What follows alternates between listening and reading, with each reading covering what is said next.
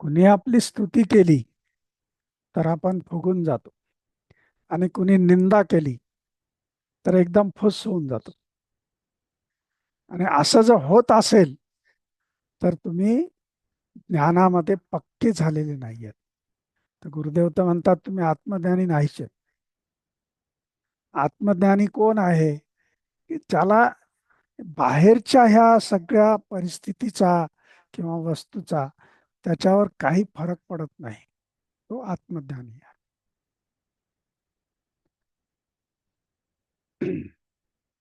आणि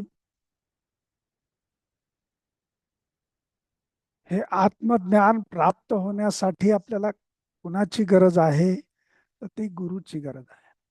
है ना? गुरुच्या सानिध्यामध्ये हे आत्मज्ञान आपल्याला प्राप्त होते. आणि मग गुरुदेव सांगतात की तुम्ही तृप्त आहात. तृप्ती हा तुमचा स्वभाव आहे. त्यासाठी तुम्हाला इतरत्र कारण शोधण्याची गरज नाहीये. आपण काय करतो? वस्तूमध्ये किंवा कुठल्या परिस्थितीनुसार किंवा कुठली आपली अंतर्गत इच्छा असेल तर ती पूर्ण झाल्यानंतर मला तृप्ती मिळेल. म्हणजेच बाहेरच्या कारणामध्ये आपण तृप्तीचा शोध घेतो. तर गुरुदेव सांगतात की तृप्ती तुम्हीच आहात. मग तुम्ही पुरुष आहात, स्त्री आहात, खरं तर तुमचं नावच तृप्ती आहे.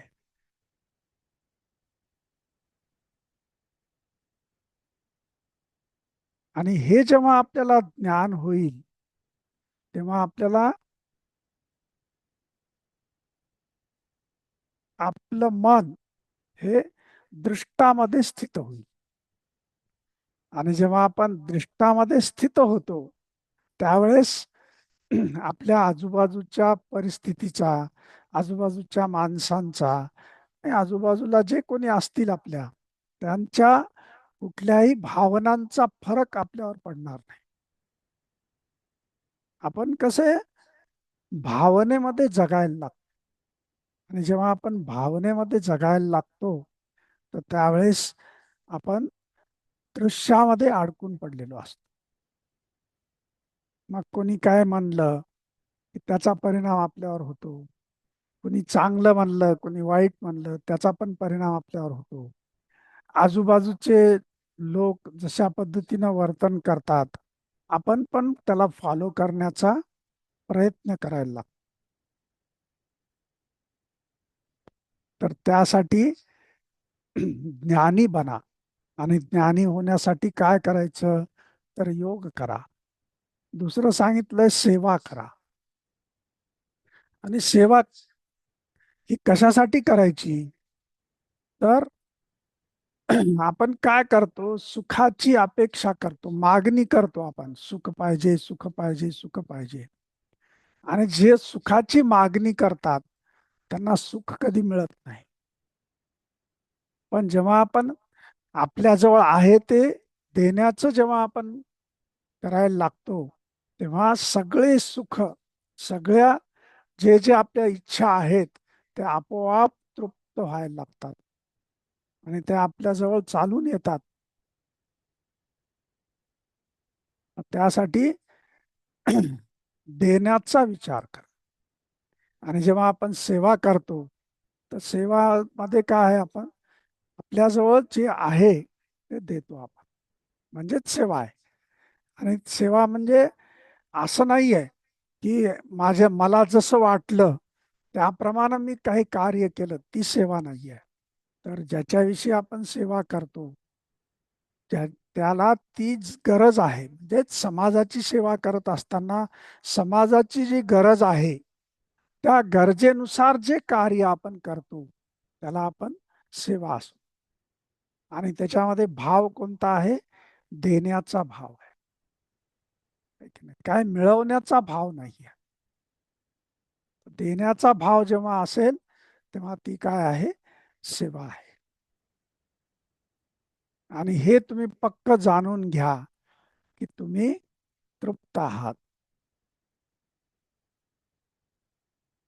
दृष्टामध्ये स्थित व्हा, टिकून राहा. आपण जातो दृष्टामध्ये, आपण आपलं मन जाते, तिथे थोडा वेळ राहतंय, परंतु टिकून नाही राहत. तर त्यासाठी आपल्याला गुरुदेव सांगतात, अष्टावक्र सांगतात की तिथे टिकून राहा, दृश्यामध्ये अडकून पडू नका. अन्यथा तुमच्या जीवनामध्ये दुःख येईल आणि मग ते काय होईल, वाढत जाईल, मल्टिप्लिकेशन होत जाईल त्याचं. तुम्ही जेवढे दृश्यामध्ये अडकून पडाल, जेवढं मन तुमचं दृश्यामध्ये अडकून पडेल, तेवढं तेवढं तुम्हाला दुःख अजून वाढत जाईल आणि पूर्ण जीवनभर तुम्ही दुःखीच राहाल. तर त्यासाठी पुन्हा वारंवार तेच सांगतात की दृष्टामध्ये स्थित व्हा. मग आता आपल्याला प्रश्न पडतो की एवढं सगळं ज्ञान सांगितलं, आपण ऐकलं, हे सगळं झालं, पण माझ्या स्वतःच्या जीवनामध्ये याचा काय उपयोग आहे? है ना, हा प्रश्न सहज पडतो ना सगळ्यांना. आता आपण एवढं सगळं ऐकलं, तर शेवटी काय राहते, माझा काय उपयोग आहे, माझं काय बेनिफिट आहे? तर मग त्यावेळेस गुरुदेव काय सांगतात की तुमचं खूप मोठा बेनिफिट आहे याच्यामध्ये, तुम्हाला खूप उपयोगी आहे हे ज्ञान. तर ह्या ज्ञानामुळं काय होतंय, तर तुम्ही एकतर आनंदी राहता, प्रसन्न राहता, तुमच्या जीवनात येणाऱ्या प्रत्येक परिस्थितीला कशा पद्धतीनं सामोरं जायचं हे ज्ञान तुम्हाला मिळेल. आणि कशी परिस्थिती असो, त्याच्यातून तुम्ही हसत हसत सहजतेने तुम्ही त्यातून तरून जाल. दुसरं होईल की तुम्ही तृप्त राहाल. मग तो दिवस कसा असेल, तुम्हाला काही मिळालं, काही नाही मिळालं, तुमच्या इच्छा आहेत, काही अपूर्ण राहिल्या, काही पूर्ण राहिल्या, तर तुमच्या आतमध्ये त्याला काही फरक पडणार नाही. आतमध्ये तुम्ही कसे राहाल, तृप्त राहाल. आणि तुमच्या आतमध्ये जे जे काही द्वंद्व चाललेलं असतंय, तर त्या द्वंद्वाला, आतमधलं जे काही भांडण आहे, त्या भांडणाला सामोरं जाण्याची अंतर्गत शक्ती तुम्हाला प्राप्त. हा त्याचा सगळ्यात महत्वाचा फायदा आहे, त्याचा बेनिफिट आहे. मग काही प्रश्न विचारले गेले, तर त्या प्रश्नामध्ये काय सांगितलं की मला व्यसन सोडायचं आहे, माझं जे दुर्व्यसन आहे ते मला सोडायचं आहे. तर गुरुदेव, तुमची शपथ मी घेऊ शकतो का? गुरुदेव काय म्हणतात, शपथ घ्या, पण व्यसन सोडा. नुसती शपथ घेऊन मोडू नका त्याला, व्यसन सोडा. आणि मग व्यसनात सोडण्याचं, दुर्व्यसन सोडण्याचं आपण कशा पद्धतीनं आपण त्याच्यापासून दूर जातो, ते अतिशय सुंदरपणे सांगितलेलं आहे. तर पहिली गोष्ट काय आहे, प्रेमानं. समजा तुमच्या अतिशय जवळच्या प्रेमीनं तुम्हाला शपथ घातली की हे व्यसन आजपासून करायचं नाही, तर आपण सोडून देतो झटक्यात, एका सोडतो की नाही. दुसरं काय आहे, लोभ. लोभ म्हणजे आमिष दाखवणं. तू जर हे व्यसन सोडून दिलं, तर तुला 1 कोटी रुपये मिळतील. तर मी व्यसन सोडून देतो, 1 कोटी मिळतायत ना, मग सोडून दिलं. आणि तिसरं आहे ते म्हणजे भीती. म्हणून बघा, आपण डॉक्टरकडे किंवा पोलिसाकडे गेलो आणि त्यांनी जर समजा थोडस जोरात दमदाटी करून सांगितलं आपल्याला, तर आपलं दुर्व्यसन सुटते. असे अनुभव आहेत की नाही? पोलिसाचा रठ्ठा मिळाला, सुटून जाते. किंवा डॉक्टरना भीती दाखवली की तुला हे जर झालं तर तू आता गेलास म्हणून समजा, तर असे सुद्धा बरेच जण व्यसन सोडून देतात, आहे की नाही? तर या 3 प्रकारे आपण आपल्या दुर्व्यसनांपासून दूर जातो. त्यानंतर एक प्रश्न असा द्विधा स्थितीमध्ये बहुतेक आपल्या ह्याच्यामध्ये जे काही सिनियर्स असतात त्यांना सुद्धा हा प्रश्न पडतो, की आधी एक गुरु केलेला असतो आणि आता आपण गुरुदेवांच्या सानिध्यामध्ये आलो, तर बऱ्याच जणांना ह्याचं कन्फ्युजन होत आहे, कोणत्या गुरुला फॉलो करायचं. तर त्यावेळेस गुरुदेवांनी अतिशय सुंदर सांगितलं. तर ते सांगणारा जो होता तो शीख धर्मीय होता. त्यांनी सांगितलं, गुरु ग्रंथ साहिब को मैं मानू या आपको मानू. आता तुमच्या इथं आल्यानंतर मला खूप आनंद होतोय, प्रसन्नता होतोय, माझ्या जीवनामध्ये आमूलाग्र बदल झाला. तर मग मला वाटतंय की तुम्हाला मानावं. तर त्यावेळेस गुरुदेव काय सांगतात, की गुरुग्रंथ साहिब हा सुद्धा अतिशय पवित्र ग्रंथ आहे. त्यामध्ये सुद्धा ब्रह्मज्ञान सांगितलेलं आहे आणि आपल्या ह्या संस्थेमध्ये सुद्धा ब्रह्मज्ञानच सांगितलं जात आहे. आणि तेही सांगितलं की आपल्या भारतामध्ये हा जो धर्म आहे, हा जिवंत राहण्याचं सगळ्यात मोठं कार्य गुरु नानक देवांनी केलं, शीख धर्माने केलेलं आहे. त्यामुळं ते अतिशय पवित्र आहे, त्याचा सन्मान करायचा. तसंच आपल्याही जीवनामध्ये काही कोणते पूर्वीचे गुरु असतील तर त्यांचा सुद्धा आपण सन्मान केला पाहिजे, मान केला पाहिजे. कारण गुरु हे काय तत्व आहे, गुरु ही व्यक्ती नाही आहे. तर ज्याच्यामध्ये विवेक आहे, प्रेम आहे, ज्ञान आहे, तो कोण आहे? गुरु आहे. आपण आपल्या स्वतःच्या जीवनाकडे बघितलं तर आपण आपला पहिला गुरु आपली आई आहे की नाही? मग दुसरे गुरु भेटले म्हणून आपण आईला थोडंच सोडून देतो? सोडतो का? नाही सोडत. पुन्हा अजून एज्युकेशनमध्ये आपल्याला काही गुरु मिळतात, शिक्षणामध्ये, किंवा तुमची कुठली कला असेल तर त्या कला शिकवण्यामध्ये काही गुरु मिळतात आपल्याला. आपल्या प्रत्येक वळणावर आपल्याला गुरु भेटत असतात. त्या सर्व गुरूंचा आपण सन्मान केला पाहिजे, आहे की नाही? म्हणून आपल्या ह्याच्यामध्ये आपण गुरुपूजा करतो.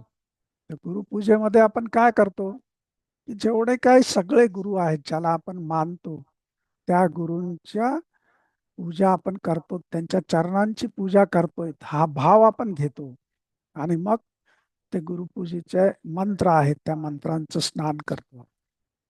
करतो ना असं आपलं. तुम्ही ज्यांनी ज्यांनी गुरुपूजा अटेंड केलेली आहे त्यांना हे माहिती आहे की नाही? म्हणून एकच लक्षात ठेवायचं, गुरु हे काय आहे? तत्व आहे. आणि त्या तत्वाचा सन्मान आपण केला पाहिजे. तर तुम्ही जर व्यक्तीला गुरु मानत असाल तर मग मात्र थोडीशी गडबड होते. कारण व्यक्ती म्हणल्यानंतर त्याच्यामध्ये काही असतंय, है ना?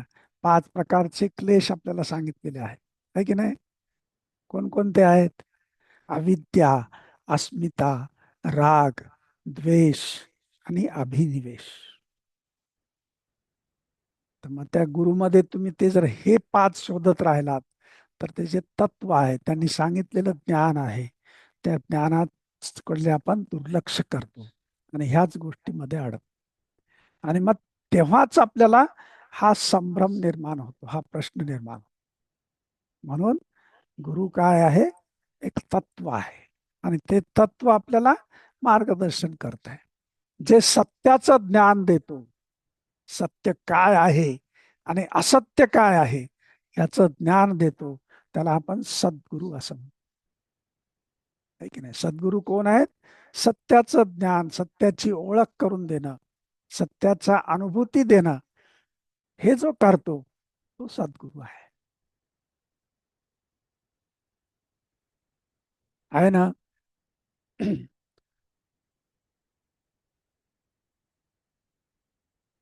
त्यानंतर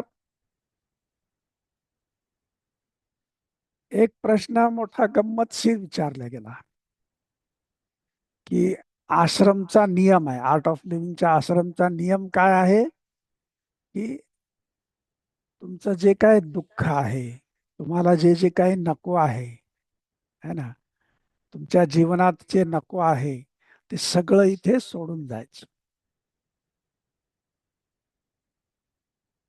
तर मग एक स्त्री काय म्हणते की सासू हेच माझं दुःख आहे, तर मी तिला इथंच सोडून जाते. तर मग गुरुदेव म्हणतात मला सासूला विचारावं लागेल. आता ते जर म्हणले की सून माझं दुःख आहे, तर मग कसं करायचं, आहे की नाही?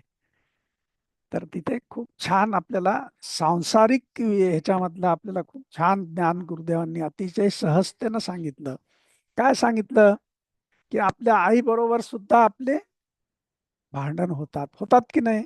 प्रत्येकाच्या आपल्या आई बरोबर काही ना काहीतरी आपल्या भांडणाचा प्रकार होतो.